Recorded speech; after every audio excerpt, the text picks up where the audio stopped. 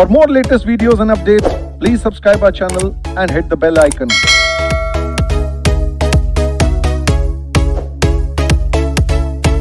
Hello, my dear friends, my dear students. I am CS Disha Sharma and I am going to be a faculty for this particular subject, setting up of business entities and closure. ये बहुत important subject है CS executive में। First module का ये subject हमें क्या सिखाएगा? सबसे पहले जानते हैं इस सब्जेक्ट के बारे में कुछ इंपॉर्टेंट चीजें, सिलेबस के बारे में कुछ इंपॉर्टेंट चीजें। तो आइए स्टार्ट करते हैं विद द सिलेबस इटसेल्फ। अगर मैं बात करूं सेटिंग अप ऑफ बिजनेस, ये बहुत इंपॉर्टेंट पेपर है सीएस एग्जीक्यूटिव लेवल का। अभी तक हम लोग बहुत इजी लेवल के सब्जेक्ट्स में बोलूंगी पढ़ रहे थे सीएस EET में, यानी कि जो हमारा सीएस का एंट्रेंस है। हम लोगों ने काफी अलग अलग सब्जेक्ट्स पढ़े, जैसे कि लीगल एप्टीट्यूड, उसमें कुछ लॉ का पार्ट हमने पढ़ा था। हमने बिजनेस कम्युनिकेशन पढ़ा है, इकोनॉमिक्स पढ़ा है, बिजनेस एनवायरनमेंट पढ़ा है एंड करंट अफेयर्स पढ़ा है। अभी क्या है, चीजें थोड़ी सी हाई लेवल की हो चुकी है आपके लिए, सो लेवल अप हो चुका है आपके लिए। तो ऑल दो स्टूडेंट्स, जो मेरे सारे फ्रेंड्स जो अभी सीएस कर रहे हैं, पर्टिकुलर इस सब्जेक्ट के बारे में मैं आपको बताने वाली हूँ। ये सब्जेक्ट मैं बनाने वाली हूँ आपके लिए बहुत इजी। हम पढ़ रहे हैं और कुछ डीप सब्जेक्ट्स जैसे कि कंपनी लॉ, टैक्सेशन हमको पढ़ना है, जूरिस्प्रूडेंस हमको पढ़ना है, बट यही एक सब्जेक्ट आपके लिए काफी इजी भी डाला गया है।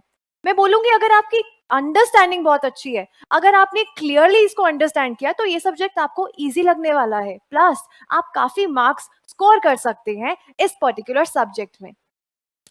जैसे आपको पता ही होगा ये हमारा थियोरेटिकल सब्जेक्ट है, तो जिन बच्चों की थियोरी का पार्ट काफी स्ट्रांग होता है वो ज्यादा मार्क्स कवर कर सकते हैं इस पर्टिकुलर सब्जेक्ट में। अगर मैं ट्रेंड की बात करूं, सेटिंग अप ऑफ बिजनेस का जो पेपर है वो थोड़े से आपके डायरेक्ट क्वेश्चंस होंगे, बट ज्यादा केस स्टडीज की फॉर्म में आपको क्वेश्चंस आने वाले हैं। तो हम लोग कंपनी लॉ में भी ऑलरेडी प्रैक्टिस कर रहे हैं कि केस स्टडी को कैसे सॉल्व करना है, plus setting up of business में भी हम लोग प्रैक्टिस करने वाले हैं कि कैसे एक सही फॉर्मेट को फॉलो करके हम लोग केस स्टडीज को सॉल्व कर सकते हैं। तो ये सारी चीजें हम अपने आगे आने वाले सेशंस में आपके साथ डिस्कस करेंगे। इनफैक्ट जो बहुत सारी अमेंडमेंट्स हमें लॉ प्रोवाइड करता है, अमेंडमेंट्स यानी कि जो चेंजेस हमें प्रोवाइड करता है, वो भी हम डिस्कस करेंगे अपने सेशंस में। तो गाइस, हमारा सेटिंग अप ऑफ बिजनेस का जो ये सेशंस जितने भी होने वाले हैं, ये बहुत इंटरेस्टिंग होने वाले हैं। एंड प्लीज ट्रस्ट मी, अगर आप लोग जैसे जिस तरीके से मैं आपको पढ़वा रही हूँ, अगर उस तरीके से वो फॉलो करके अगर आप मेरे साथ पढ़ेंगे, तो आई एम श्योर इस सब्जेक्ट में हम मैक्सिमम मार्क्स ले आएंगे। चलिए स्टार्ट करते हैं। सेटिंग अप ऑफ बिजनेस के बारे में कुछ इंपॉर्टेंट चीजें जानेंगे। अगर मैं इस सब्जेक्ट की बात करूं तो टोटल 100 मार्क्स का आपका ये सब्जेक्ट रहने वाला है। 100 मार्क्स को कैसे डिवाइड किया गया है, आइए उसके बारे में जानेंगे। तो part A, which is setting up of business का पार्ट ए, टोटल 40 मार्क्स का आने वाला है। 40 मार्क्स की अगर मैं बात करूं तो इसमें काफी सारे चैप्टर्स होंगे। अब बेसिकली ये पार्ट ए में आप पढ़ने क्या वाले हो? Guys, setting up of business के इस सब्जेक्ट में पार्ट ए में हम पढ़ेंगे कि कंपनी होती क्या है, कंपनी के अलावा और कौन कौन से फॉर्म्स ऑफ बिजनेस हमारे पास अवेलेबल हैं। अगर आज मुझे एक बिजनेस करना है तो मैं कौन सा फॉर्म ऑफ बिजनेस अपने लिए चूज कर सकती हूँ? क्या मुझे सिर्फ कंपनी खोलने को मिलेगी? क्या मैं कोई और फॉर्म ऑफ बिजनेस भी खोल सकती हूँ? जैसे we have partnership form of business, we have sole proprietorship, we have LLP, जो काफी करंट टॉपिक है। LLP means limited liability partnership. तो ये अलग अलग फॉर्म्स ऑफ बिजनेस क्या होते हैं, इनके इंडिविजुअल चैप्टर्स हम पार्ट ए में पढ़ेंगे। तो पार्ट ए होने वाला है काफी इंटरेस्टिंग। इसका रीजन क्या है? जब हम लोग सीएस कर चुके होंगे, हम फ्यूचर कंपनी सेक्रेटरी बन चुके होंगे, तो हम क्या करेंगे? या तो हम खुद का काम करेंगे या हम किसी कंपनी में एज सीएस अपॉइंट हो चुके होंगे। अगर किसी कंपनी में भी आपको सीएस अपॉइंट नहीं होना, तो you have the other option, आप अपना खुद का काम कर सकते हैं, यानी कि आप अपनी खुद की फर्म भी खोल सकते हैं in partnership with some other company secretary और सीए, आप लॉ फर्म खोलना चाहे तो लॉ फर्म भी खोल सकते हैं in partnership with some lawyer, right? तो यू हैव मल्टीपल ऑप्शंस। अगर हमने सीएस का कोर्स किया है तो फ्यूचर में हमारे पास अभी भी काफी तरह के काम है करने के लिए। सीएस का प्रोफेशन हम लोगों ने चूज किया, लेकिन कौन सा फॉर्म ऑफ बिजनेस हम आगे करने वाले हैं, इसकी नॉलेज आपको मिलेगी इस पर्टिकुलर सब्जेक्ट में। सो पर्टिकुलरली अगर मैं बात करूं इस सब्जेक्ट के पार्ट ए के बारे में, तो हमारे पास किस तरह के चैप्टर्स होने वाले हैं, जैसे कि चॉइस ऑफ बिजनेस ऑर्गेनाइजेशंस, यानी कि ये चैप्टर ना गाइस हम आज भी थोड़ा सा डिस्कस करने वाले हैं। So choice of business organisation, यानी कि मुझे अगर कोई भी फॉर्म ऑफ बिजनेस चूज करना है तो मैं क्या पॉइंट्स ऐसे हैं जो अपने माइंड में लेकर आऊंगी। क्या मेरे पास इतना रिक्वायर्ड कैपिटल है, क्या मेरे पास वो जगह है, जिस चीज की मैं बिजनेस करने वाली हूं क्या उसका डिमांड है मार्केट में। ये सारे फैक्टर्स बहुत इंपॉर्टेंट है आपके लिए सोचने के लिए जब भी आप कोई बिजनेस स्टार्ट करने वाले हैं। बिकॉज एक बार आपने अगर बिजनेस स्टार्ट कर दिया, वापस से किसी और बिजनेस पे स्विच करना आपके लिए हो सकता है काफी ज्यादा डिफिकल्ट। सो इसीलिए जब भी आप कोई बिजनेस स्टार्ट करने वाले हैं, चूज करने वाले हैं, इट्स वेरी इंपॉर्टेंट इस चैप्टर के जो फैक्टर्स हैं वो आप पढ़ें, राइट? तो इस बेसिकली चैप्टर में हम पढ़ेंगे कोई भी फॉर्म ऑफ बिजनेस चूज करने के लिए कौन कौन से इंपॉर्टेंट पॉइंट्स हैं जो हमें माइंड में याद रखने पड़ेंगे, तभी आपका बिजनेस फ्लरिश करेगा। पॉइंट नंबर 2, इनफैक्ट मैं बोलूंगी चैप्टर नंबर 2, यानी कि कंपनीज एक्ट 2013 हम ऑलरेडी पढ़ रहे हैं कंपनी लॉ में, तो ये चैप्टर हमारे लिए इजी होने वाला है। हम यहाँ पे पढ़ेंगे अलग अलग तरह की कंपनीज, उनके incorporations, definitions and meanings. Guys, we have so many types of companies. We have public company, we have private company, we have one person company, Nidhi company. बहुत बच्चों के लिए ये निधि कंपनी नया कॉन्सेप्ट होगा अगर आपने नहीं सुना। कल्टिवेशन ऑफ थ्रिफ्ट के लिए हम निधि कंपनीज बनाते हैं। प्रोड्यूसर कंपनीज क्या करती हैं, क्या होती हैं, फॉरेन कंपनीज एंड उनकी ब्रांचेस के बारे में, प्लस फॉर्मेशन एंड रजिस्ट्रेशन, यानी कि ऊपर मेंशन जितनी भी कंपनीज हैं इनको आप फॉर्म कैसे करते हो, कौन से इंपॉर्टेंट पॉइंट्स हैं जो आप सोचते हो, और कौन सी ऐसी रिक्वायरमेंट्स हैं जो आपको सोचनी पड़ेंगी प्राइवेट कंपनी और पब्लिक कंपनी बनाने के लिए। उसके बाद अगर आपने कोई कंपनी फॉर्म की, उसके बाद उसको रजिस्टर कैसे कराएंगे, यानी कि उसको इनकॉर्पोरेट कैसे करवाएंगे, उसके लिए क्या फॉर्मेलिटीज है। बेटा ये सारा काम सीएस का होता है, यानी कि कंपनी सेक्रेटरी का होता है। तो बेसिकली ये सब्जेक्ट पढ़ के आपको इतनी डिटेल नॉलेज आ जाएगी अपने खुद के प्रोफेशन के बारे में। आगे आके आप जो भी काम करने वाले हैं, आपका कोर एरिया कौन सा होने वाला है, company law and setting up of business भी बहुत इंपॉर्टेंट रोल प्ले करेगा आपके प्रोफेशन में, बिकॉज आपको बिजनेस से रिलेटेड सारी इंपॉर्टेंट इंफॉर्मेशन ये सब्जेक्ट देने वाला है। अगर मैं किसी कंपनी में कंपनी सेक्रेटरी अपॉइंट हो गया या हो गई, आप में से कोई भी हो सकता है, तो आप गाइड करने वाले हैं अपने कंपनी के बोर्ड ऑफ डायरेक्टर्स को कि बिजनेस कैसे रन करना है। आप उनको गाइड भी करेंगे, प्लस उनकी काम सुनेंगे भी, जो आपको वो ड्यूटीज अलॉट करेंगे वो आपको परफॉर्म भी करनी पड़ेंगी। तो गाइस बेसिकली आपको गाइडेंस प्रोवाइड करनी है, बिजनेस कैसे रन करना है उसके लिए भी, प्लस बिजनेस की ग्रोथ के लिए भी आप ही को गाइड करना होगा। तो इट्स वेरी इंपॉर्टेंट कि बिजनेस क्या है और बिजनेस कैसे होता है, कैसे रन किया जाता है, कैसे प्रॉफिट कमाया जाता है, ये सारी चीजें हम सेटिंग अप ऑफ बिजनेस के सब्जेक्ट में ही सीखेंगे। ओके, आगे चलते हैं चैप्टर नंबर 3। चैप्टर नंबर 3 का नाम है चार्टर डॉक्यूमेंट्स ऑफ कंपनी। ये चीजें हम ऑलरेडी थोड़े से अपनी अर्लियर क्लासेस में पढ़ चुके हैं। चार्टर डॉक्यूमेंट्स आप बोलते हैं कंपनी के दो इंपॉर्टेंट डॉक्यूमेंट्स को, यानी कि कंपनी का जो एमओए है, यानी कि memorandum of association, and AOA stands for articles of association, ये होती है आपकी कंपनी के चार्टर डॉक्यूमेंट्स। अगर आपने कोई कंपनी इनकॉर्पोरेट करनी है तो ये दोनों डॉक्यूमेंट्स को सबसे पहले बनाना पड़ता है, उसके बाद ही आप कोई कंपनी इनकॉर्पोरेट करेंगे। इनफैक्ट अगर मैं कंपनी के इनकॉर्पोरेशन फॉर्म्स के बारे में बात करूं तो 3 तरह के फॉर्म्स जाते हैं कंपनी इनकॉर्पोरेट होने के लिए। कौन कौन से? स्पाइस फॉर्म 32 इनकॉर्पोरेशन फॉर्म बोलते हैं, स्पाइस फॉर्म 33 जो मेमोरेंडम का फॉर्म है, एंड स्पाइस फॉर्म 34 जो आर्टिकल्स का फॉर्म है। यानी कि ये दोनों डॉक्यूमेंट्स आपको कंपनी बनाने से पहले ही बनाने पड़ेंगे। अब मैं अगर इनके डिटेल में बात करूं, मेमोरेंडम यानी कि मेमोरेंडम ऑफ एसोसिएशन, ये होता है आपकी कंपनी का कॉन्स्टिट्यूशन।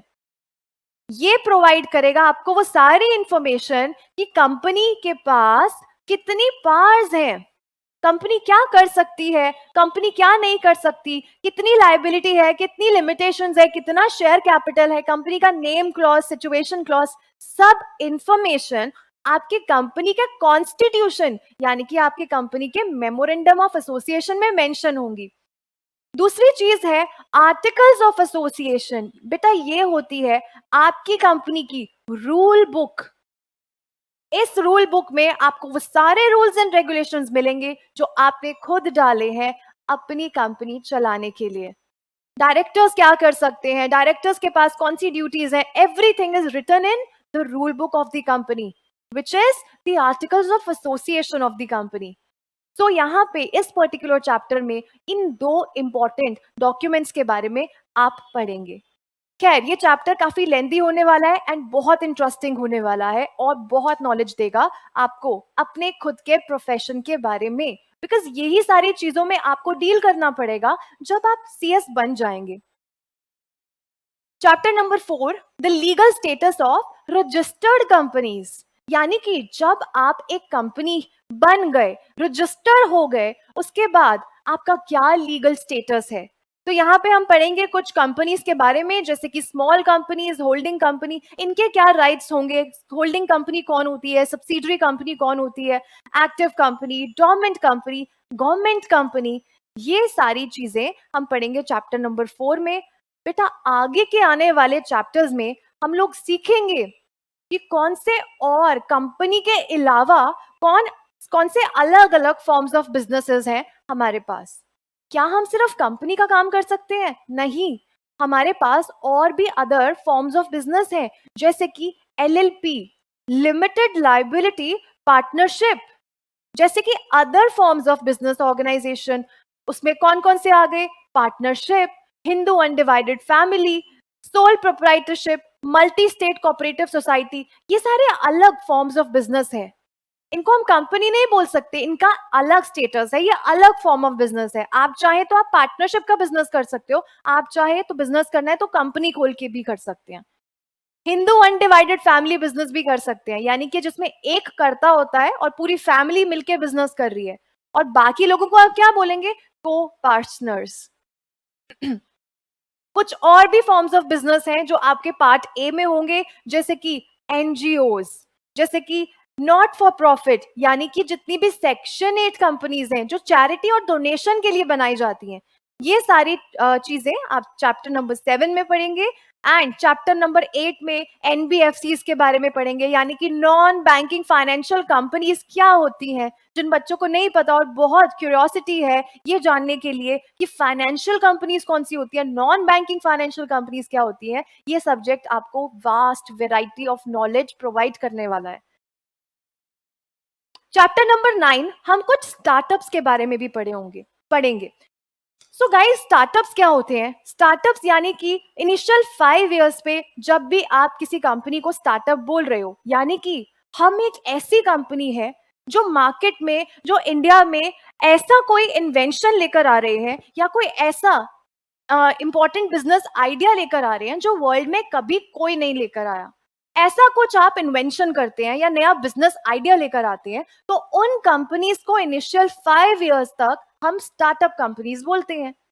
ये भी काफी इंटरेस्टिंग चैप्टर होने वाला है, बहुत सारी अच्छी चीजें आपको जानने को मिलेंगी स्टार्टअप्स के बारे में चैप्टर नंबर 9 में। आगे चलते हैं चैप्टर नंबर 10। तो यहां हम पढ़ेंगे कुछ जॉइंट वेंचर्स के बारे में। Chapter number 11, setting up of business outside India. Guys, आजकल इंडिया ना एक्सपेंशन की तरफ जा रहा है, मॉडर्नाइजेशन की तरफ जा रहा है, मॉडर्न टेक्निक्स को हम लोग ले रहे हैं। सो हमारे लिए क्या सिर्फ इतना ही रह गया है कि हम इंडिया में ही बिजनेस करेंगे? नहीं, आजकल हम ओवर द ग्लोब बिजनेस कर रहे हैं। एक देश से दूसरे देश में आज हम फैल गए हैं। इसीलिए जब इंडिया बाहर बिजनेस करता है उसके लिए क्या फॉर्मेलिटीज है और कौन सा लोकेशन हम चूज करें जिससे हमारा बाहर किया हुआ बिजनेस भी ग्रो करे, ये सारी इंपॉर्टेंट चीजें आप चैप्टर नंबर 11 में पढ़ेंगे। Chapter number 12, conversion of existing business entity. Okay, conversion of business existing business entity, यानी कि अगर आपने सोचा आज कि आप प्राइवेट कंपनी बनाए, फ्यूचर में व्हाट इफ अगर आपका मन किया कि प्राइवेट कंपनी नहीं, बिकॉज प्राइवेट कंपनी को तो ठीक है बहुत ज्यादा चीजें नहीं कर पाती प्राइवेट कंपनी, इसलिए let's convert it into a public company. या पब्लिक कंपनी चाहेगी कि बहुत सारी फॉर्मेलिटीज निभानी पड़ती है, तो हम क्या करते हैं, प्राइवेट कंपनी बना लेते हैं, अपनी कंपनी को कन्वर्ट कर लेते हैं प्राइवेट कंपनी में। तो ये सारी चीजें आप पढ़ेंगे। जब एक फॉर्म ऑफ बिजनेस से आप कन्वर्ट कर देते हो किसी अदर फॉर्म ऑफ बिजनेस में, तो वो आप सारे कन्वर्जन के टॉपिक्स चैप्टर नंबर 12 में पढ़ने वाले हो। चैप्टर नंबर 12 आपके सिलेबस में बहुत इंपॉर्टेंट रोल प्ले करता है और काफी बार मैंने जो ट्रेंड फॉलो किया है, आपके एग्जाम में इनमें से क्वेश्चन जरूर आते हैं। एक चीज मैं आपसे डिस्कस करना चाहती हूँ पार्ट बी स्टार्ट करने से पहले। अब जब हम सीएस का कोर्स कर रहे हैं तो थोड़ी और चीजें हमारे लिए जानने के लिए बहुत इंपॉर्टेंट है। क्या है वो चीजें? जब भी हम सीएस का पेपर अटेम्प्ट कर रहे हैं तो एक सर्टेन क्राइटेरिया हमको फॉलो करना पड़ता है। आपको पेपर लिखना कैसे है, राइटिंग जो स्किल्स होती है वो बहुत इंपॉर्टेंट है सीएस के स्टूडेंट्स के लिए।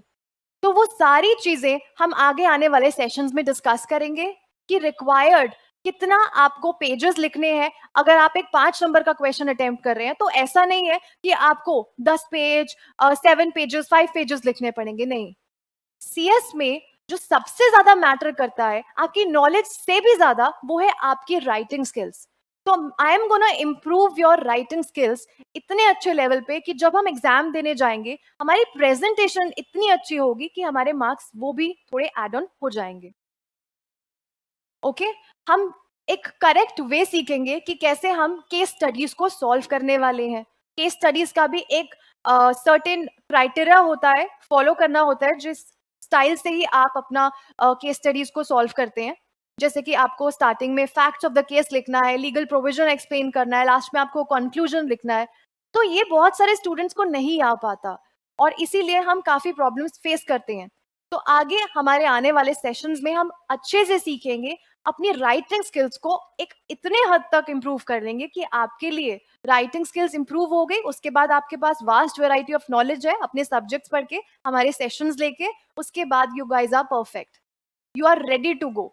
आप कर सकते हैं सीएस एग्जीक्यूटिव पेपर को अटेम्प्ट। ठीक है जी, आगे चलते हैं part B which is registration, licence and compliances. Part A में ना हमने कंपनी बनाना सीख लिया, हमने अलग अलग फॉर्म्स ऑफ बिजनेस सीख लिए, एक फॉर्म ऑफ बिजनेस से दूसरे फॉर्म ऑफ बिजनेस में कन्वर्ट कैसे करना है ये भी सीख लिया। बिजनेस करना तो आ गया, लेकिन अब बिजनेस के लिए कौन कौन सी फॉर्मेलिटीज हैं वो आप सीखेंगे पार्ट बी में। सो पार्ट बी कंप्राइज करता है 35 मार्क्स। 35 मार्क्स में आप कुछ 6 चैप्टर्स पढ़ने वाले हैं।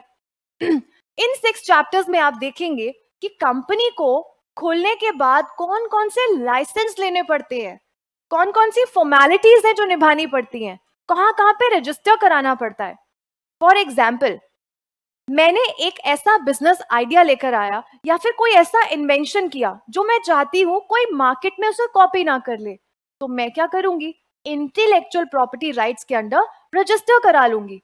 आप लोगों ने पेटेंट्स, ट्रेडमार्क्स, कॉपीराइट्स इन सब के बारे में तो सुना होगा, बट डिटेल में हम इस सब्जेक्ट में पढ़ेंगे पेटेंट्स क्या होते हैं, ट्रेडमार्क्स क्या होता है, कॉपीराइट्स क्या होता है। अगर आपको किसी चीज पे पेटेंट लेना है, ट्रेडमार्क्स यानी कि लोगोस के ऊपर हम ट्रेडमार्क्स लेते हैं, तो आपको अगर वो लेना है तो उसके लिए क्या फॉर्मेलिटीज है, कहाँ पे आपको अप्रोच करना है, कौन सा फॉर्म भरना है, ये सारी चीजें हम पढ़ने वाले हैं पार्ट बी में। तो पार्ट बी जो 35 मार्क्स कवर कर रहा है, it covers registration, licence and compliances. यानी कि कोई फॉर्म ऑफ बिजनेस तो चूज कर लिया पार्ट ए में, अब पार्ट बी में हम सीखेंगे कि लाइसेंस कैसे लेते हैं कंपनीज के लिए। तो various initial registrations, maintenance of registers and records, यानी कि जब आपने कंपनी बना ली उसके बाद बहुत सारे इंपॉर्टेंट रजिस्टर्स एक कंपनी सेक्रेटरी को मेंटेन भी करने पड़ते हैं और अपनी कस्टडी में भी रखने पड़ते हैं।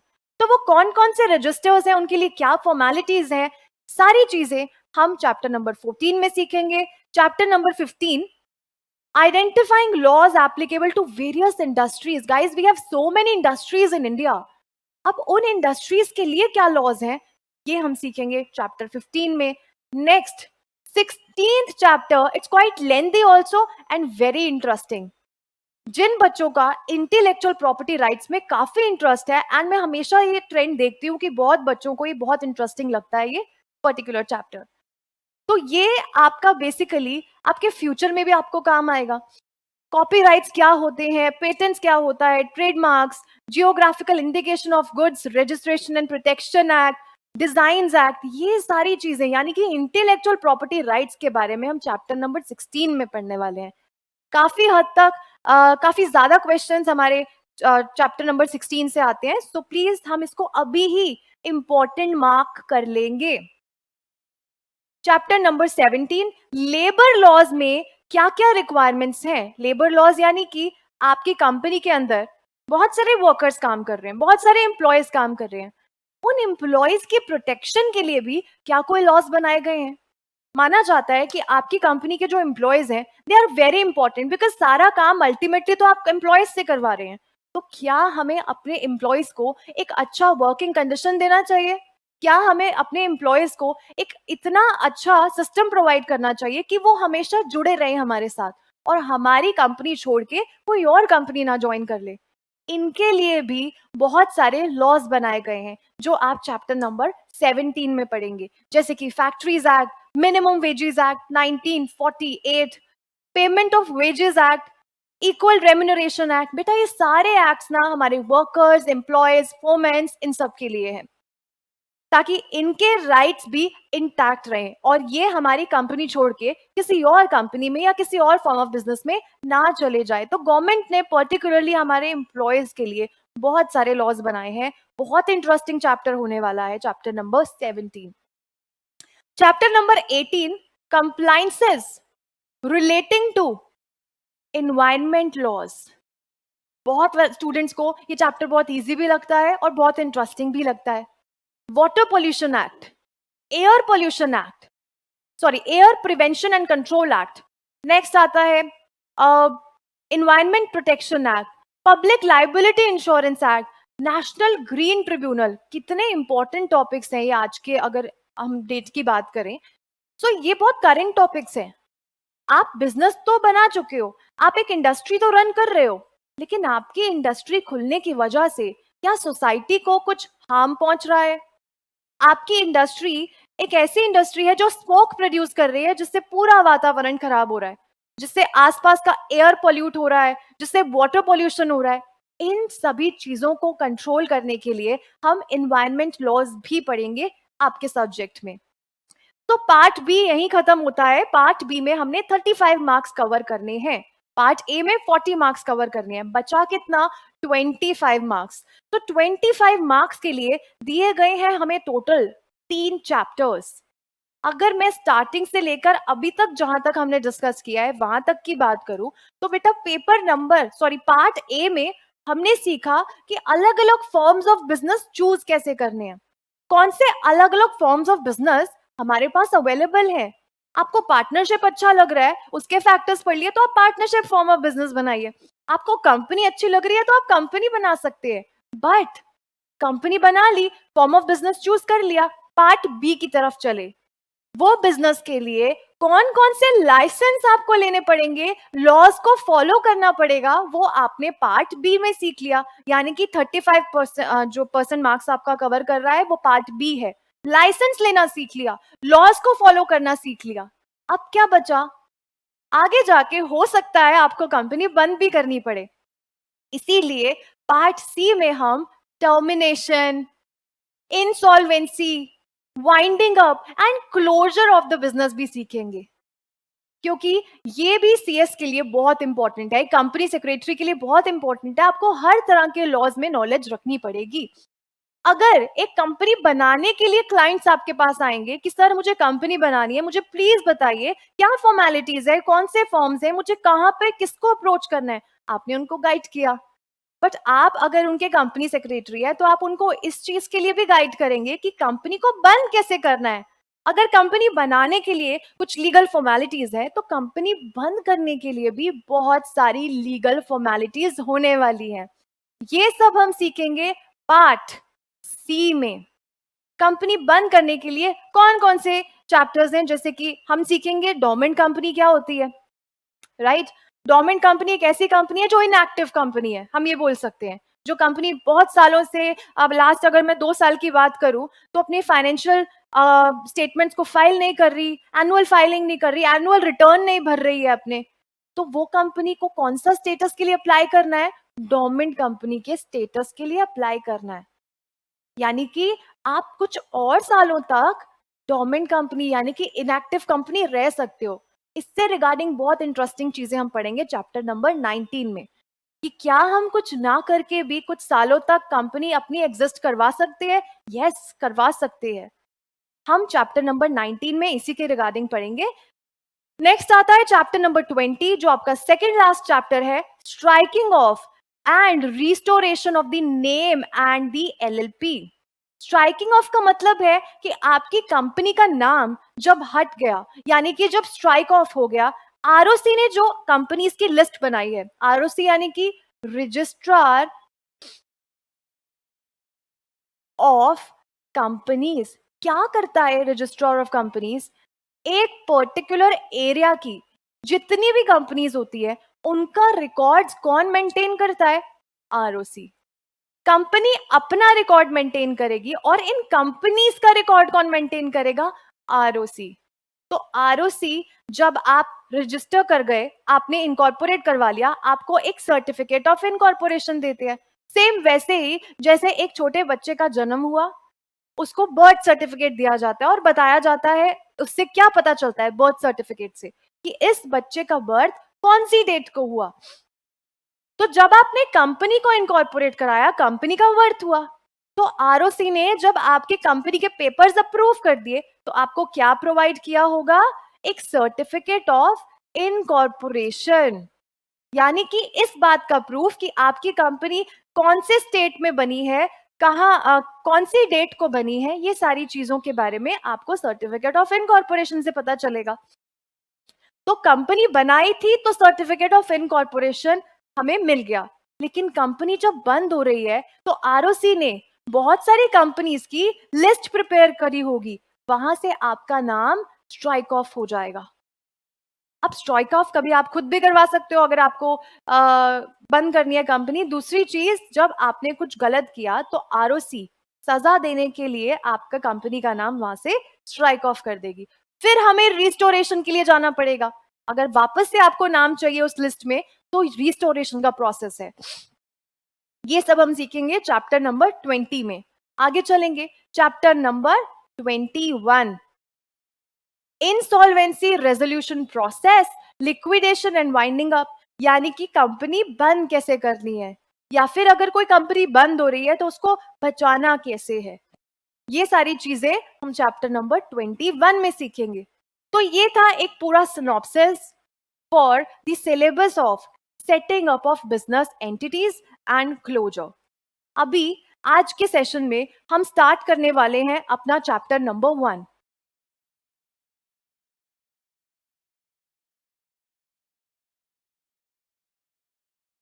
Okay, setting up of business entities and closure.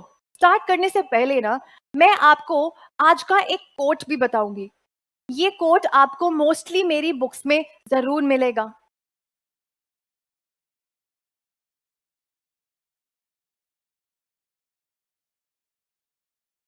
So important coat हम सभी सीएस स्टूडेंट्स के लिए है। क्या है वो कोट?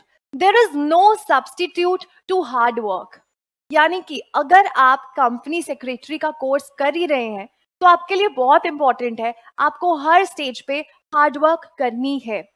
अगर हम हार्ड वर्क नहीं कर रहे तो उसका हमारे पास सब्स्टिट्यूट कुछ नहीं है। आप जितना हार्ड वर्क करेंगे उतना ज्यादा अचीव करते जाएंगे. तो इट्स वेरी इंपॉर्टेंट आप अपने प्रोफेशन में स्टार्टिंग से ही, जब से आपकी जर्नी स्टार्ट हो रही है, आपको हार्ड वर्क करते रहना है. बिकॉज अगर हम हार्ड वर्क करेंगे, मैक्सिमम आप ही लोग अचीव करेंगे and you gonna be a successful company secretary guys. Trust me.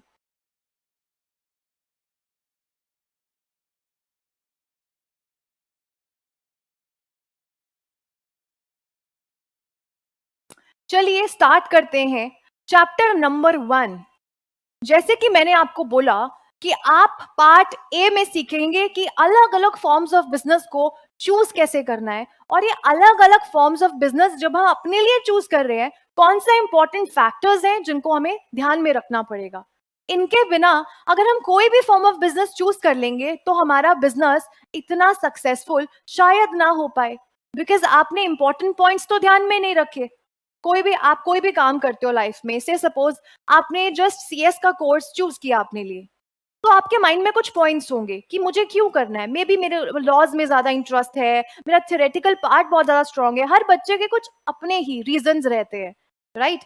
किसी का पैशन होता है कि प्रोफेशनल कोर्स करना है, सीएस बनना है. सीएस कौन होता है? केएमपी होता है, टॉप लेवल मैनेजमेंट में आता है. तो ये सारी चीजें आपने सोची होंगी जब आपने सीएस करनी थी.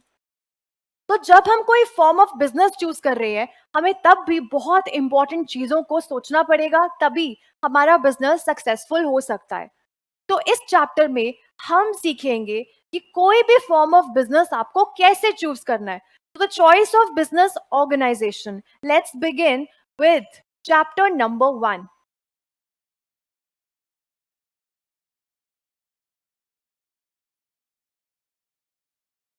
सो व्हाट इज बिजनेस ऑर्गेनाइजेशन? अगर बिजनेस ऑर्गेनाइजेशन की चॉइस हमें करनी है, तो सबसे पहले इंपॉर्टेंट चीज हम जानेंगे व्हाट इज बिजनेस ऑर्गेनाइजेशन. अगर आपने ये जान लिया तो आगे का चैप्टर दिमाग में आपके रहेगा, what is business organisation. So business organisation refers to all the necessary arrangements. यानी कि कुछ ना कुछ अरेंजमेंट आपको करने पड़ेंगे अगर आप बिजनेस ऑर्गेनाइजेशन बनाने वाले हो. ऑर्गेनाइजेशन बेटा कुछ भी हो सकती है. It can be an entity, it can be company, it can be an enterprise, it can be N undertaking, कुछ भी. लेकिन इस ऑर्गेनाइजेशन को बनाने के लिए कुछ नेसेसरी अरेंजमेंट्स तो करने पड़ेंगे to conduct a business. Arrangements करके हमें बिजनेस करना है. बेसिकली बिजनेस ऑर्गेनाइजेशन क्या करेगी? बिजनेस करेगी. लेकिन किस ढंग से बिजनेस करेंगे? इन अ वेरी ऑप्टिमाइज्ड मैनर. यानी कि सोच समझ के हम लोग बिजनेस करेंगे. And it includes all those necessary steps that needs to be undertaken for establishing, maintaining relationship between men, material and machinery. यहीं से मुझे पता चलेगा कि ये होते हैं मेरे फैक्टर्स ऑफ प्रोडक्शन. इकोनॉमिक्स में पढ़ा था. मैन, मटेरियल, मशीनरी, एक आप लेबर ऐड कर दीजिए, कैपिटल ऐड कर दीजिए, ये होते हैं फैक्टर्स ऑफ प्रोडक्शन. जब इन फैक्टर्स ऑफ प्रोडक्शन का रिलेशनशिप आप मेंटेन करेंगे और एस्टैब्लिश करेंगे, तब बनता है मेरा बिजनेस ऑर्गेनाइजेशन. यानी कि आज अगर मुझे बिजनेस ऑर्गेनाइजेशन बनाना है तो मुझे कुछ नेसेसरी अरेंजमेंट्स करनी पड़ेंगी. उस अरेंजमेंट में मैं क्या करूंगी? मुझे सोचना पड़ेगा कि इस ऑर्गेनाइजेशन में मैन यानी कि कौन काम करेगा. मटेरियल, कौन सा बिजनेस करूंगी? May be I produce something, मैं कुछ मैन्युफैक्चर करूंगी तो मुझे रॉ मटेरियल लगेगा, उसका अरेंजमेंट देखना होगा. दूसरा, आजकल काम हम सिर्फ हाथ से नहीं करते. We need technology, we need machinery for that. तो मशीनरी के लिए पैसा कहां से आएगा? कौन सी मशीनरी मुझे कहां से परचेज करनी है? इन सारी अरेंजमेंट्स को जब आप मेंटेन करते हो, इनका रिलेशनशिप एस्टैब्लिश करते हो, इसी को बोलते हो बिजनेस ऑर्गेनाइजेशन. और बिजनेस ऑर्गेनाइजेशन का मेन इंपॉर्टेंट ऑब्जेक्टिव क्या होगा? For earning the profit. आइए एक बार डिटेल में पढ़ेंगे. Business organisation refers to all the necessary arrangements. कुछ अरेंजमेंट्स करने होंगे. किस चीज के लिए? बिजनेस करने के लिए. To conduct a business in an optimised manner. यानी कि बिल्कुल वेस्टेज नहीं, सोच समझ के हम लोग क्या कहते हैं, अरेंजमेंट्स करेंगे. नेक्स्ट, वो सारे स्टेप्स उठाएंगे. किस चीज के लिए? कि हम मैन, मटेरियल और मशीनरी का रिलेशनशिप डेवलप कर पाए। एक काम करने के लिए कितना लेबर चाहिए, कितने लोग चाहिए, प्रोडक्शन करने के लिए कितने यूनिट्स ऑफ मटेरियल मुझे चाहिए। नेक्स्ट, मशीनरी, अगर एक मशीनरी है तो उसको कितने लोग मिलके काम कर सकते हैं उसके ऊपर, कितने लोगों का काम वो मेरी मशीनरी बचा रही है। ये सारी चीजों का रिलेशनशिप जब आप एस्टैब्लिश कर रहे हैं, मींस आप एक बिजनेस ऑर्गेनाइजेशन फॉर्म कर रहे हैं।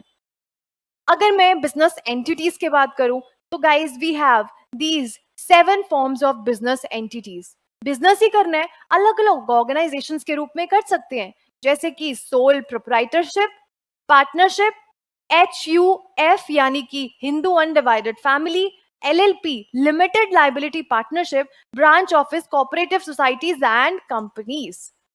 बिजनेस ऑर्गेनाइजेशन खोलना है तो ये अलग अलग फॉर्म्स ऑफ बिजनेसेस हम लोग कर सकते हैं।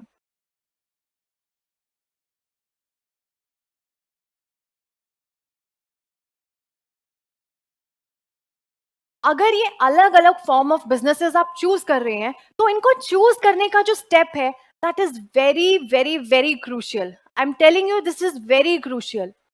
ये आपको अच्छे से आना चाहिए कि आपको कंपनी खोलनी है, सोल प्रोप्राइटरशिप खोलना है, पार्टनरशिप खोलना है, या आप क्या करना चाहते हो। अगर आप इनका चॉइस बना पा रहे हैं राइट टाइम पे, just before starting the business, तो आपका बिजनेस ग्रो करेगा, रन करेगा, एस्टैब्लिश अच्छा कर पाएंगे आप। Right, so it is very crucial, it is very important कि आप एक सही फॉर्म ऑफ बिजनेस को अपने लिए चूज कर लें। और कौन कौन से फैक्टर्स डिपेंडेंट हो सकते हैं, जैसे कि बिजनेस किस ऑब्जेक्टिव से आप करना चाहते हो, नेचर ऑफ बिजनेस क्या है, बिजनेस छोटा है या बड़ा है, साइज ऑफ बिजनेस कितना है, ये भी बहुत मैटर करता है कि कौन सा फॉर्म ऑफ बिजनेस आप चूज कर रहे हैं। राइट, तो अकॉर्डिंगली ही आपको एक फॉर्म ऑफ बिजनेस चूज करना है। सो इट्स वेरी क्रूशियल कि आप स्टार्टिंग के स्टेज पे ही ये डिसाइड कर लेंगे। अगर मैं टाइप्स ऑफ कंपनीज की बात करूं तो we have so many types of companies, we have 1 person company. ये सारे नए कॉन्सेप्ट्स हो सकते हैं आपके लिए, आज से पहले शायद आपने ना पढ़ा हो, थोड़ा सा आपने सिर्फ पढ़ा था अपने लीगल एप्टीट्यूड के सिलेबस में। प्राइवेट कंपनीज क्या होती हैं, public companies, guarantee company, subsidiary, statutory, insurance and unlimited company. ये सारी कंपनीज के बारे में हम डिटेल में पढ़ने वाले हैं, इनकी डेफिनेशंस, इनके मीनिंग्स, डिटेल में सारी चीजें पढ़ के, प्लस इनको रजिस्टर कैसे करना है, हम सब सीखने वाले हैं इस पर्टिकुलर सब्जेक्ट में। ओके, ईच एंटिटी यानी कि जो ऊपर आपने फॉर्म्स ऑफ बिजनेस देखे, जैसे कि पार्टनरशिप, HUF, LLP, कंपनी, अलग अलग एंटिटीज के कुछ ना कुछ एडवांटेजेस हो सकते हैं और कुछ ना कुछ डिसएडवांटेजेस हो सकते हैं। तो each entity must sit down and carefully consider all the advantages and disadvantages of each type of entity. हर एक के अपने फायदे हैं, अपने नुकसान हैं। आपको ये देखना है कि आपको कौन सा सूट कर रहा है, किस टाइप का बिजनेस आपको सूट कर रहा है, उसी टाइप का बिजनेस आप अपने लिए चूज कर सकते हैं।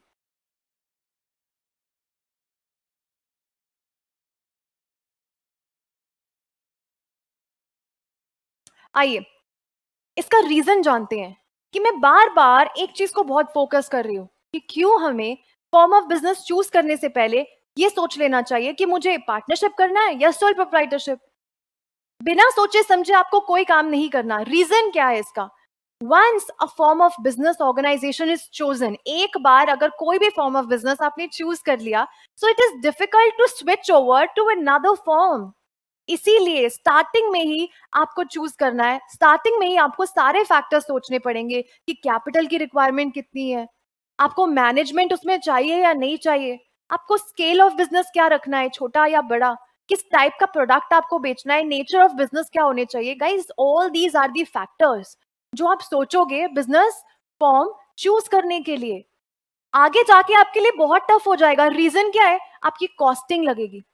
जब आपने एक फॉर्म ऑफ बिजनेस बनाया तो उसमें कुछ कॉस्ट लगी होगी, कुछ पैसा लगा, आपका टाइम लगा, बहुत सारी लीगल फॉर्मेलिटीज थी जो आपने एक मे बी कंपनी इनकॉर्पोरेट करने में लगाया। व्हाट इफ आपका मन किया ये कंपनी तो आई थिंक सक्सेसफुल नहीं चल रहा, मेरे पास इतना कैपिटल नहीं है, कंपनी बड़े लेवल पे बनाई जाती है, तो let's just switch to sole proprietorship. It's very difficult now. क्योंकि आपने बहुत टाइम, बहुत मनी इन्वेस्ट किया ऑलरेडी एक कंपनी बनाने में, so it's difficult to switch over to another one. इसीलिए स्टार्टिंग में इट्स वेरी इंपॉर्टेंट कि आप चूज करें कौन सा फॉर्म ऑफ बिजनेस आपको बेस्ट चूज करेगा, बिकॉज हर इंडिविजुअल के कुछ अलग सोर्सेज हैं, कुछ अपनी डिमांड्स हो सकती हैं, हर एक पर्सन का कुछ अलग मोटिव हो सकता है एक फॉर्म ऑफ बिजनेस चूज करने का। तो किसी को देख के नहीं चूज करेंगे, अपने खुद के फैक्टर्स देखेंगे एंड देन चूज करेंगे। अभी let's quickly have a look on the factors for choosing any particular form of business. आइए, जो सबसे पहला इंपॉर्टेंट फैक्टर है बिजनेस चूज करने के लिए, वो है नेचर ऑफ बिजनेस एक्टिविटी। किस तरह की आप बिजनेस एक्टिविटी, कौन सा बिजनेस करने वाले हो, ये भी सोचना है आपको बिजनेस चूज करने के लिए। देखिए, अगर मैं सोल प्रोप्राइटरशिप की बात करूं, तो सोल प्रोप्राइटरशिप किस तरह के बिजनेसेस करता होगा, क्या लगता है आपको? मुझे ऐसा लगता है कि सोल प्रोप्राइटरशिप पर्सनल सर्विसेज वाले बिजनेसेस करता है। पर्सनल सर्विसेज जैसे कि छोटे लेवल पे जो ब्यूटी पार्लर्स होते हैं, स्मॉल स्केल शू रिपेयरर्स छोटे लेवल के, एंड मैन्युफैक्चरर्स जो सिंगल इंडिविजुअल मैन्युफैक्चरर्स हैं। रीजन क्या है? सोल प्रोप्राइटरशिप यानी कि अकेला बिजनेस पर्सन रन कर रहा है, एक ही पर्सन सारे प्रॉफिट्स लेगा, सारे लॉसेस लेगा। अब अकेले पर्सन के लिए इट्स नॉट फिजिबल कि हम बड़े लेवल पे काम करें, तो सोल प्रोप्राइटरशिप के लिए बेसिकली वो बिजनेस सूट करेंगे, वो नेचर एक्टिविटी चूज कर सकते हैं वो जो कि पर्सनल सर्विसेज प्रोवाइड करती हो, जैसे कि beauty parlour, small scale repairers and etcetera. अगर मैं पार्टनरशिप की बात करूं, तो पार्टनरशिप सोल प्रोप्राइटरशिप से थोड़े ऊपर लेवल के काम कर सकता है, स्लाइटर बिगर स्केल पे काम कर सकता है पार्टनरशिप ना। आप बोलेंगे ma'am what is partnership? So guys, partnership आप इंडियन पार्टनरशिप एक्ट 1932 के अंडर बनाते हैं। पार्टनरशिप एक ऐसा फॉर्म ऑफ बिजनेस है जहां पे दो मिनिमम और दो से ज्यादा पार्टनर्स हो सकते हैं जो बिजनेस रन कर रहे हैं पार्टनरशिप में, और जो भी प्रॉफिट्स आ रहे हैं उसको प्रॉफिट शेयरिंग रेशियो में शेयर कर रहे हैं, और जो लॉसेस है उनको भी बियर कर रहे हैं। इनको हम बोलते हैं पार्टनरशिप फॉर्म ऑफ बिजनेस। अब मेरे पास एक और पार्टनर है, सोल प्रोप्राइटरशिप अकेला था, छोटे लेवल के काम कर सकता है, अकेले हैंडल, बट पार्टनरशिप में जब एक और पर्सन मेरे साथ मिल गया, मेरा पार्टनर बन गया, तो हम जोड़ी बना के थोड़े बड़े लेवल के काम भी अब कर सकते हैं, यानी कि स्लाइटर बिगर, जैसे कि फाइनेंस के काम, ट्रेडिंग के काम, buying and selling of goods and services in the market, that's what you call trading. Real estate यानी कि प्रॉपर्टीज के काम, ये सारे काम पार्टनरशिप को सूट करते हैं। तो सोल प्रोप्राइटरशिप, इंडिविजुअल बंदा काम कर रहा है तो छोटे लेवल पे, और उससे थोड़े स्लाइटर बिगर अगर हम स्केल पे बात करें तो पार्टनरशिप चूज कर सकते हैं आप। नेक्स्ट आता है फॉर्म्स ऑफ कंपनीज। अगर आपको और भी बड़े लेवल पे काम करना है, स्केल ऑफ बिजनेस और आपको बढ़ाना है, तो आप कंपनीज चूज कर सकते हो। कंपनीज किस तरह के काम कर सकती है? जैसे कि लार्ज चेन स्टोर्स, एक स्टोर्स नहीं है, मल्टीपल स्टोर्स है हमारी, तो आप company form of business choose कर सकते हो।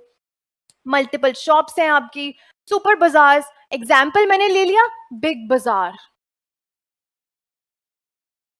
ओके, जिनमें हाई कैपिटल की रिक्वायरमेंट है and high working capital requirement है, इसीलिए आप company form of business choose कर सकते हैं।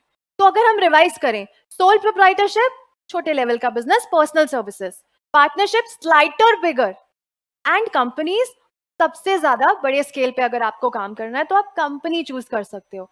अगर मैं कंपनी की बात करूं तो कंपनी भी बहुत अलग तरह की है जो हम आगे आने वाले चैप्टर्स में पढ़ेंगे। Private company, public company, small company, government company, foreign company, we have so many companies जिनको आप आगे सब्जेक्ट में पढ़ने वाले हैं।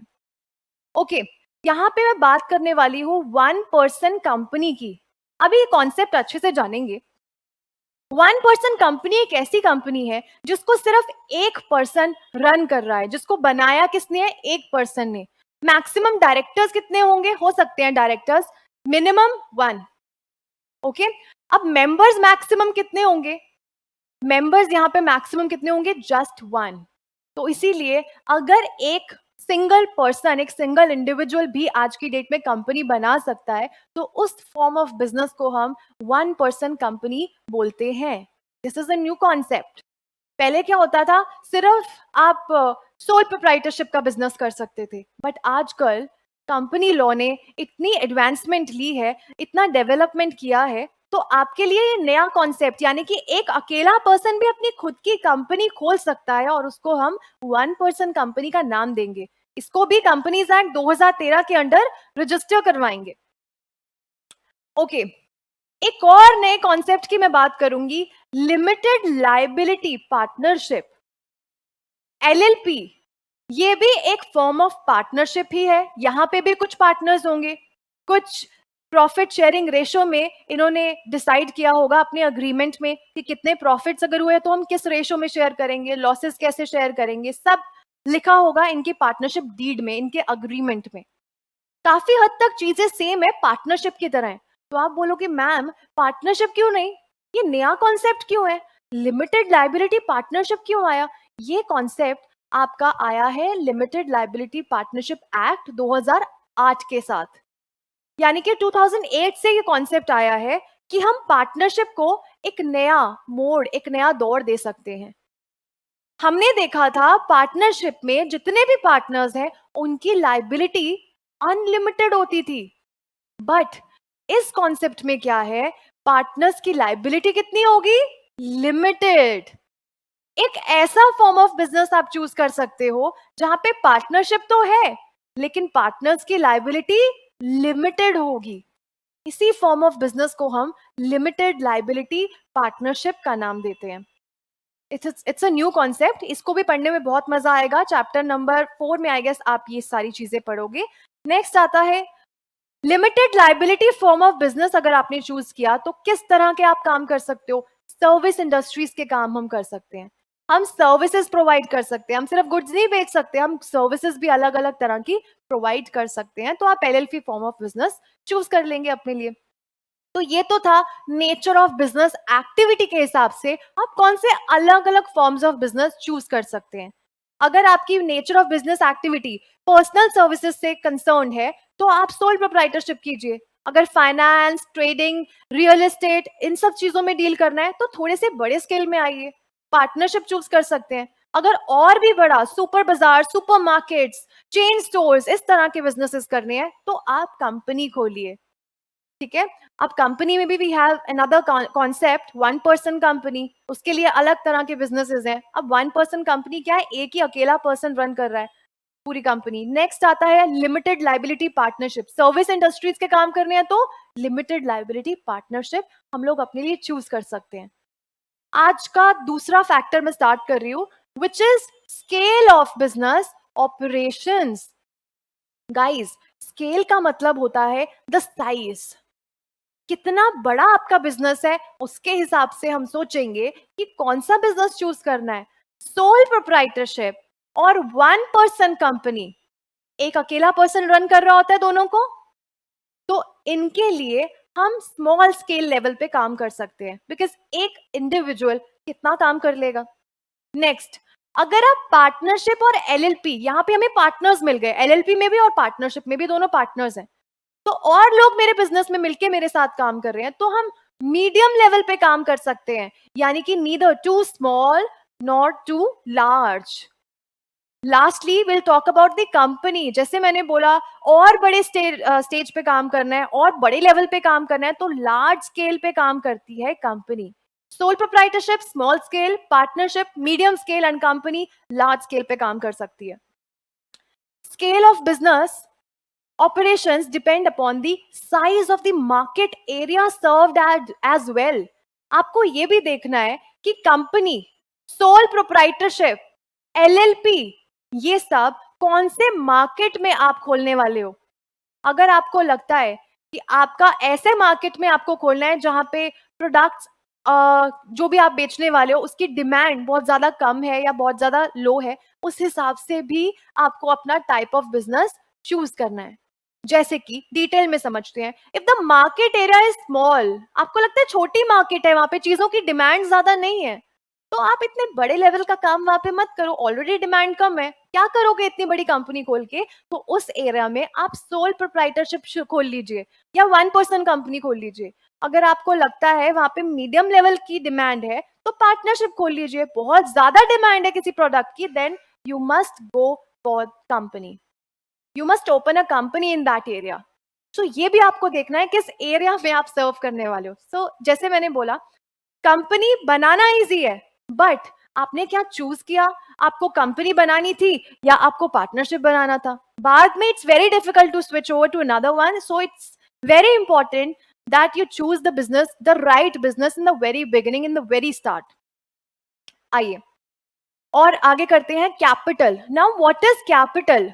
गाइस, कैपिटल जो है मेरी कंपनी का वो इंपॉर्टेंट टॉपिक है जिससे आगे मुझे बहुत फायदा भी हो सकता है और मुझे बिजनेस चलाने के लिए कैपिटल चाहिए। नाउ जो पैसा हम अपना बिजनेस स्टार्ट करने के लिए लगाते हैं, that's what you call capital. जितना पैसा आपके पास है, अब कितना कैपिटल लगाना है इस हिसाब से भी मुझे अपना फॉर्म ऑफ बिजनेस चूज करना पड़ेगा। तो capital is the one of the most important factor for deciding whether you want to open company और sole proprietorship और पार्टनरशिप। आइए, अगर मुझे लगता है मुझे हैवी इन्वेस्टमेंट की जरूरत पड़ेगी, क्योंकि मुझे तो आयरन एंड स्टील प्लांट्स, बड़े बड़े आयरन एंड स्टील प्लांट्स होते हैं, ये बनाने हैं, तो मैं क्या करूंगी? हैवी इन्वेस्टमेंट कहाँ पे करते हैं हम? कंपनीज में, क्योंकि यहाँ पे बड़े लेवल पे काम होता है। आप कोई भी कंपनी खोलिए, प्राइवेट कंपनी, पब्लिक कंपनी, तो अगर ज्यादा कैपिटल आपको इन्वेस्टमेंट करनी है तो you must opt company form of business. अगर आपको लगता है स्मॉल इन्वेस्टमेंट आपको करनी है, ऐसी एंटरप्राइज जहाँ पे स्मॉल इन्वेस्टमेंट आप करना चाहते हो, तो आप सोल प्रोप्राइटरशिप या फिर मीडियम लेवल की अगर इन्वेस्टमेंट करनी है, not too large not too small, तो आप पार्टनरशिप खोल लीजिए, राइट? तो कैपिटल भी एक बहुत इंपॉर्टेंट फैक्टर है डिसाइड करने के लिए which form of business are you opting for. High investment करनी है तो कंपनी, लो इन्वेस्टमेंट करनी है तो सोल प्रोप्राइटरशिप एंड पार्टनरशिप हमारे लिए सही रहेगा। Point number 4, managerial ability. This is very important topic. Managerial ability यानी कि आपकी कंपनी में कितना मैनेजमेंट की आपको जरूरत है। अगर मैं सिर्फ सोल प्रोप्राइटरशिप का ही काम कर रही हूं, तो सोल प्रोप्राइटरशिप एक अकेला पर्सन है। वास्ट वेराइटी ऑफ नॉलेज सिर्फ एक ही पर्सन को तो नहीं हो सकती ना, अलग अलग पर्सन्स के अलग अलग माइंडसेट है, सबकी अपनी नॉलेज हो सकती है। तो एक अकेला पर्सन बहुत ज्यादा लैक करता है मैनेजरियल एबिलिटी में, यानी कि अच्छे मैनेजरियल स्किल्स एक ही पर्सन के पास नहीं हो सकती। वो बिजनेस भी रन करेगा, अपने प्रोडक्ट्स एंड सर्विसेज भी खरीदेगा, प्रमोशन भी करेगा, बिजनेस आइडियाज भी लाएगा, अरे नहीं, इतना पॉसिबल नहीं है एक पर्सन के लिए। इसीलिए माना जाता है कि सोल प्रोप्राइटरशिप अगर आप बिजनेस खोल रहे हैं तो मैनेजरियल एबिलिटी आपके लिए कम रहेगी। मैनेजमेंट कौन होती है? जो बिजनेस रन करती है, नए आइडियाज लाती है, अच्छे लेवल पे बिजनेस रन करती है, राइट? तो सोल प्रोप्राइटरशिप में ये एबिलिटी कहीं ना कहीं लैक होगी। दूसरा आया मेरा पार्टनरशिप बिजनेस। पार्टनरशिप में एक बड़ी प्रॉब्लम होती है, एक नहीं, दो नहीं, तीन नहीं, 4 से 5 मेरे पार्टनर्स हो सकते हैं। तो क्या होता है पार्टनर्स में, जब भी कोई डिस्कशन हो रही है, ईगो प्रॉब्लम आ गया तो अगर एक पर्सन बोल रहा है कि रॉ मटेरियल्स हम इसी स्टोर से लेंगे, दूसरा वाला बोलेगा नहीं, वो ज्यादा सस्ते में देगा, तो जब पार्टनर्स में कॉन्फ्लिक्ट ऑफ आइडियाज हो गया तो मैनेजरियल एबिलिटी यहां पे भी थोड़ी सी कम हो गई। माना जाता है कि 2 से ज्यादा पार्टनर्स हैं तो एक एटलीस्ट एक के पास तो होगी मैनेजरियल एबिलिटी, बट जब आप डिसीजंस ले रहे हो, पार्टनर्स में लड़ाई झगड़ा हो गया, कॉन्फ्लिक्ट्स हो गया, इस रीजन से पार्टनरशिप में भी कहीं ना कहीं लैक करती है मैनेजरियल एबिलिटी। आते हैं पॉइंट नंबर 3 पे, which is company form of business. Company form of business कैसे रन करता है, इसका एक इंपॉर्टेंट फीचर है सेपरेट मैनेजमेंट। आइए इसको समझेंगे। Guys guys guys, separate management का मतलब क्या है? जब आप कंपनी बनाते हो तो आप शेयर्स इशू करोगे। आप एक कंपनी है जिसका नाम है PQR लिमिटेड। इस PQR लिमिटेड को कैपिटल की रिक्वायरमेंट पड़ गई, यानी कि एक्सपेंशन करना है, पैसा चाहिए। अब ये पैसा लेने के लिए हमने क्या किया? मार्केट में शेयर्स को इशू कर दिया, ठीक है? अब ये शेयर्स कौन खरीदेगा? ये इंडिविजुअल्स जिनको हम अपने शेयर होल्डर्स बोल सकते हैं, ये मेरी कंपनी के शेयर्स खरीदेंगे। इन्होंने शेयर्स खरीदे, बदले में कंपनी को क्या दिया? मनी। और इस मनी को हम क्या बोलेंगे? कैपिटल। तो जब कंपनी को कैपिटल की रिक्वायरमेंट है, उन्होंने मार्केट में शेयर्स इशू किया, लोगों ने शेयर्स खरीदे और कंपनी को मनी दे दिया और वो बन गया मेरी कंपनी का कैपिटल। ठीक है, तो जब कंपनी ने शेयर्स इशू किए, उन शेयर होल्डर्स को हम अलग रखते हैं। शेयर होल्डर्स माने जाते हैं कंपनी के ओनर्स। इन शेयर होल्डर्स को क्या बोला? मेरी कंपनी के ओनर्स हैं ये। ठीक है, कंपनी ओन कर रहे हैं तो ओनर्स थोड़ी सारा काम करेंगे। ओनर्स ने अपने सहूलियत के लिए किसको अपॉइंट कर दिया? इन्होंने अपॉइंट किया मैनेजमेंट को, यानी कि डायरेक्टर्स को। डायरेक्टर्स को आप मैनेजमेंट बोलते हैं। तो मैनेजमेंट अलग है, शेयर होल्डर्स अलग है। शेयर होल्डर्स सारा काम नहीं करते, सारा काम कौन करेगा? मैनेजमेंट को। मैनेजमेंट को अपॉइंट किसने किया? शेयर होल्डर्स ने। ठीक है, तो शेयर होल्डर्स साल में एक ही बार आते हैं कंपनी में और इंपॉर्टेंट डिसीजंस लेते हैं। डेली बेसिस पे कंपनी कौन रन कर रहा है? मैनेजमेंट रन कर रही है। इसीलिए कंपनी के पास अलग लोग हैं काम संभालने के लिए और कंपनी के ओनर्स अलग हैं।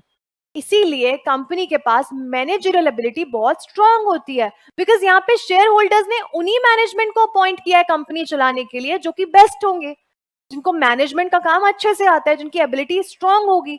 इसीलिए कंपनी में सबसे ज्यादा मैनेजमेंट एबिलिटी होती है। ठीक है, सो ये हमने डिस्कस किए आज के सेशन के कुछ इंपॉर्टेंट पॉइंट्स, यानी कि हमने डिस्कस किया ओवरऑल सिनॉप्सिस, यानी कि एक ओवरऑल पिक्चर आपको मैंने दिखाई कि setting up of business entities and closure, इस पर्टिकुलर सब्जेक्ट में आप टोटल कितने चैप्टर्स पढ़ने वाले हैं। 100 नंबर का आपका ये सब्जेक्ट होने वाला है। हम इसकी प्रिपरेशन कैसे करेंगे, केस स्टडीज को भी हमें कवर करना है, प्लस जितनी भी इंपॉर्टेंट अमेंडमेंट्स आएंगी हम उनको भी टाइम टू टाइम कवर करते जाएंगे। I am gonna work on your writing skills as well, जिससे आपको बहुत हेल्प होगी जब आप पेपर सॉल्व करेंगे। उसके बाद हमने चैप्टर नंबर 1 ऑलमोस्ट स्टार्ट कर दिया है आज फर्स्ट सेशन में ही, choice of business organisation. Part A हमने स्टार्ट किया है। अभी हम सीखेंगे कि अलग अलग फॉर्म ऑफ बिजनेस को चूज कैसे करना है, बनाना कैसे है, क्या फॉर्मेलिटीज है। फिर हम part B and part C की बात करेंगे। तो हमने देखा कोई भी फॉर्म ऑफ बिजनेस अगर आपको चूज करना है तो कौन से इंपॉर्टेंट फैक्टर्स हैं जो आपको ध्यान में रखने पड़ेंगे। कैपिटल है, कैपिटल के हिसाब से भी आपको सोचना है कि कौन से अलग अलग फॉर्म ऑफ बिजनेस आपको सूट कर सकते हैं। मैनेजमेंट एबिलिटी के हिसाब से भी स्केल ऑफ बिजनेस छोटा है या बड़ा है, managerial ability plus your nature of business activity. We are left with some more factors जो डिसाइड करेंगे कि आप कौन सा फॉर्म ऑफ बिजनेस चूज करें अपने लिए। This we will discuss in our coming sessions. तो अभी का सेशन हम यहीं पे खत्म करते हैं एंड आई होप आपको आज की क्लास अच्छी लगी हो, आपको डिटेल में समझ आया हो regarding this subject and this particular chapter as well. I'll see you guys in the next session. Thank you so much.